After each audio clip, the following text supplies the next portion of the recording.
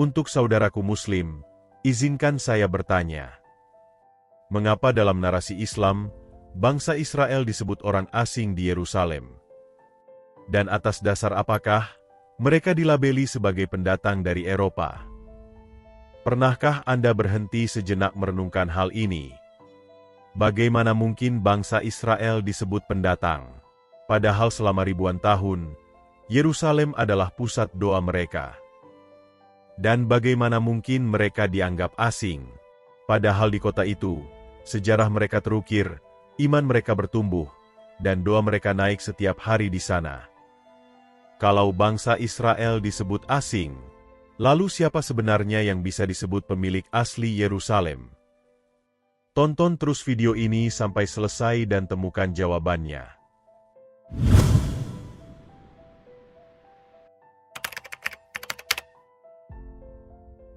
Yerusalem bukanlah kota biasa.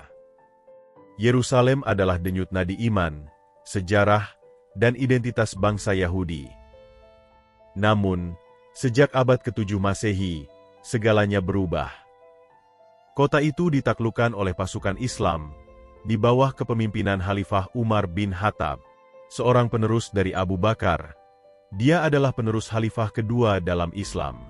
Peristiwa itu terjadi pada tahun 638 Masehi, ketika Bizantium, yang sebelumnya menguasai Yerusalem, akhirnya menyerah. Dan menariknya, penyerahan Yerusalem berlangsung relatif damai. Catatan sejarah bahkan menyebutkan bahwa Umar sendiri datang, menerima kunci kota dari Patriark Sopronius, dan memberikan jaminan perlindungan bagi penduduknya.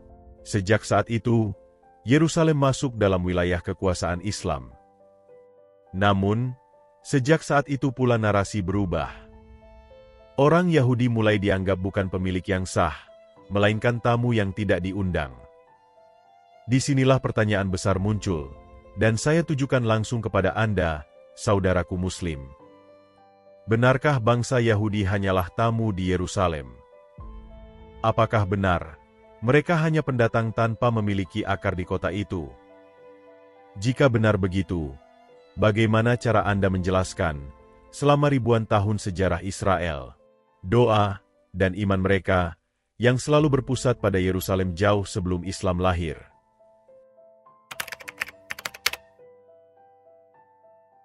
Saudaraku Muslim, izinkan saya mengajukan satu pertanyaan tajam. Apakah benar Yerusalem benar-benar kosong? Saat bangsa Babel menawan bangsa Israel pada tahun 586 sebelum Masehi, apakah tidak ada satupun orang Israel yang tersisa di kota itu? Jawabannya, ada banyak. Alkitab mencatat dengan jelas dalam Yeremia 39, ayat 10, yang berkata demikian. Tetapi Nebuzaradan, kepala pasukan pengawal, membiarkan beberapa orang miskin dari antara rakyat itu tinggal di tanah Yehuda. Kepada mereka diberikan kebun anggur dan ladang pada waktu itu juga. Perhatikan baik-baik. Orang miskin Israel tetap tinggal di Yerusalem. Mereka tetap mengolah kebun. Mereka tetap menjaga tanah nenek moyang mereka. Bahkan, Nabi Yeremia sendiri tidak ikut dibuang ke Babilonia. Jadi, Yeremia menjadi saksi sejarah hidup bahwa Yerusalem tidak pernah benar-benar kosong. Selain itu, kitab Yeremia 40 ayat 6 juga mencatat demikian.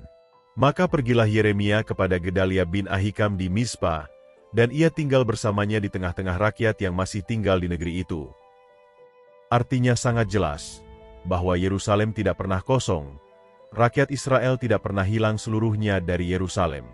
Selain itu ada bukti tambahan dari kitab 2 Raja-Raja 25 ayat 12, yang mengatakan hal yang sama. Tetapi kepala pasukan pengawal meninggalkan beberapa orang miskin dari negeri itu, untuk menjadi pengolah kebun anggur dan ladang-ladang. Fakta ini menegaskan, bahwa tanah Yehuda, termasuk Yerusalem, tidak pernah benar-benar kosong. Selalu ada orang Israel yang tetap tinggal di sana. Mereka mungkin bukan bangsawan, bukan imam, bukan tentara, tetapi justru merekalah yang menjaga tanah itu tetap berdenyut. Di sana, kehidupan Israel masih terus berlangsung, dan Alkitab menuliskan, bahwa Gedalia bin Ahikam ditunjuk oleh Raja Babel sebagai pemimpin sisa bangsa itu. Dan Nabi Yeremia pun tinggal bersama mereka. Artinya apa? Meskipun sebagian besar dibawa ke Babel, tetap ada komunitas Israel yang berakar di Yerusalem. Yerusalem tetap berdenyut dengan kehidupan Israel, dan tidak pernah ada masa di mana kota itu benar-benar kosong dari umat Allah. Sekarang, saudaraku Muslim, izinkan saya bertanya kepada Anda, sebagai bahan untuk dipikirkan. Yang pertama, jika Alkitab mencatat dengan jelas bahwa bangsa Israel tetap tinggal di Yerusalem, bagaimana mungkin mereka disebut pendatang? Yang kedua, jika mereka tidak pernah hilang dari kota itu, mengapa mereka dianggap asing di rumahnya sendiri? Yang ketiga, apakah adil menyebut bangsa yang setia menjaga tanah leluhur mereka dianggap sebagai tamu yang tidak diundang? Silahkan Anda renungkan sendiri.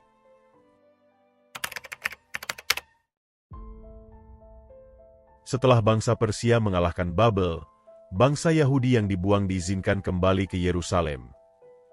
Kitab Ezra dan Nehemia mencatat bagaimana mereka membangun kembali Bait Allah dan tembok Yerusalem. Tapi lagi-lagi, di sini ada pertanyaan yang saya tujukan kepada saudaraku umat Muslim. Apakah orang asing atau dari bangsa lain yang membangun kembali Yerusalem?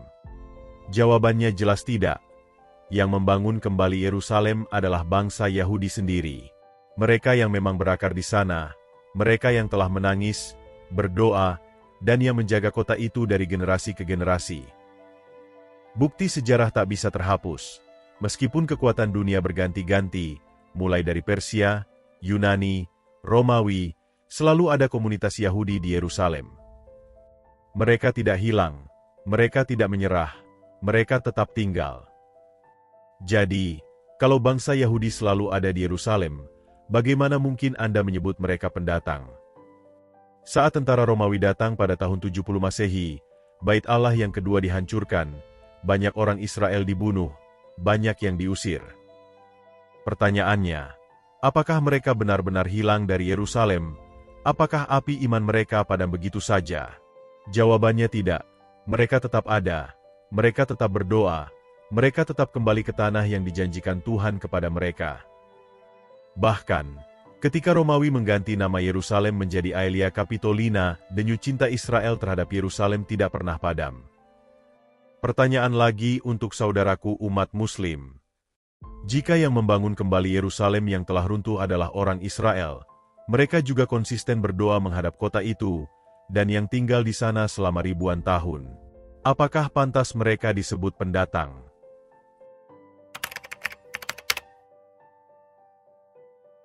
Pada tahun 638 Masehi, datanglah pasukan Islam menaklukkan Yerusalem, yang dipimpin oleh pasukan Khalifah Umar bin Khattab. Patriark Sopronius menyerahkan kunci kota kepadanya. Sejak saat itu, narasi Yerusalem berubah. Yerusalem dijadikan kota suci Islam, padahal Nabi Muhammad sendiri tidak pernah menginjakkan kaki di Yerusalem. Dan sejak saat itu pula, bangsa Israel mulai diberi label orang asing. Pertanyaannya, apakah itu fakta sejarah atau strategi politik untuk memperkuat kekuasaan? Sekarang, mari kita lihat catatan sejarah lain. Pengelana Muslim maupun Kristen di abad pertengahan selalu mencatat adanya komunitas Israel di Yerusalem. Bahkan pada abad ke-19, dokumen resmi Kekaisaran Ottoman menyebutkan bahwa orang Israel sudah menjadi mayoritas penduduk Yerusalem, dan itu terjadi jauh sebelum berdirinya negara Israel modern. Pertanyaannya, apakah fakta-fakta ini bisa dihapus hanya dengan sebuah narasi? Saudaraku Muslim, di sini ada sebuah paradoks. Umat Islam mengakui Musa sebagai nabi, Daud, dan Salomo. Umat Islam juga mengakui bahwa Bait Allah pernah berdiri di Yerusalem, tetapi anehnya, bangsa yang menurunkan nabi-nabi itu disebut orang asing. Apakah masuk akal Anda menghormati nabi-nabi Israel, tetapi di saat yang sama, Anda menolak bangsa Israel?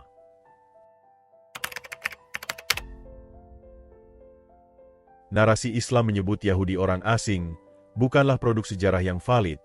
Apakah itu konstruksi ideologi dan politik? Silahkan Anda beri komentar. Namun yang jelas melabeli umat Israel sebagai pendatang adalah usaha untuk menyingkirkan hak-hak umat Yahudi. Namun fakta sejarah tetap akan berdiri, bahwa umat Yahudi tidak pernah meninggalkan Yerusalem. Bahkan pada masa pembuangan Babel, saat bangsa Romawi menghancurkan kota itu, mereka tetap ada, dan bahkan ketika Islam berkuasa, mereka tetap bertahan. Jadi, pertanyaannya kini kembali pada diri kita masing-masing. Apakah kita akan terus percaya pada narasi yang membalikan fakta, atau berani mengakui kebenaran sejarah, meski tidak nyaman? Silahkan tinggalkan pendapat Anda di kolom komentar.